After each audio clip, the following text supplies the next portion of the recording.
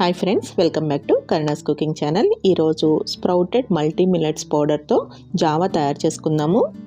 రోజు ఒక గ్లాసు తాగితే సమ్మర్లో నీరసం రాకుండా ఉంటుంది. ముందుగా ఒక చిన్న బౌల్లోకి 2 స్పూన్ల వరకు మల్టీ మిల్లెట్ పౌడర్ వేసుకోవాలి. మల్టీ మిల్లెట్స్ పౌడర్ సూపర్ మార్కెట్స్లో ఈజీగానే దొరుకుతుంది, లేదు అంటే ఇంట్లో కూడా తయారు చేసుకోవచ్చు. ఇప్పుడు ఈ పౌడర్లోకి కొంచెం నీళ్లు వేసుకుని ఉండలు లేకుండా కలుపుకోవాలి. ఇలా ఉండలు లేకుండా కలుపుకున్న తర్వాత వేరే గిన్నెలోకి ఒక పావు లీటర్ వరకు నీళ్లను తీసుకుని బాగా మరిగించుకోవాలి.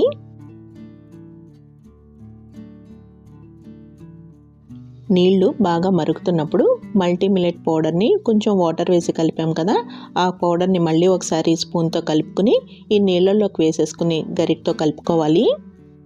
ఈ జావా ఎక్కువసేపు మరిగితేనే బాగుంటుంది.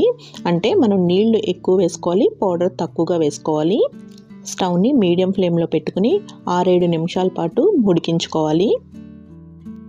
6-7 నిమిషాలకి ఈ విధంగా చిక్కబడుతుంది. ఇప్పుడు స్టవ్ ఆఫ్ చేసేసుకుని చల్లారనివ్వాలి. చల్లారిన తర్వాత ఇంకొంచెం చిక్కబడుతుంది. ఇలా పూర్తిగా చల్లారేటప్పటికి మనకి కన్సిస్టెన్సీ ఈ విధంగా ఉంటుంది. ఇప్పుడు దీనిలోకి చిక్కటి పావు లీటరు మజ్జిగ వేసుకోవాలి. జావా పల్చగా తయారు చేసుకున్నాం కాబట్టి మజ్జిగ వేసుకునేటప్పుడు చిక్కగా ఉన్న మజ్జిగ వేసుకుంటేనే బాగుంటుంది.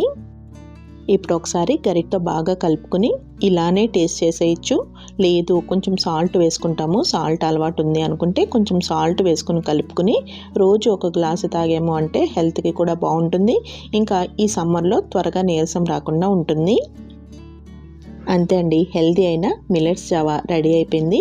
ఇంకా మన ఛానల్లో మొలకెత్తిన రాగులతో పిండి ఎలా తయారు చేసుకోవాలి, రాగి పిండితో జావా ఎలా తయారు చేసుకోవాలి అనే రెసిపీస్ కూడా ఉన్నాయి.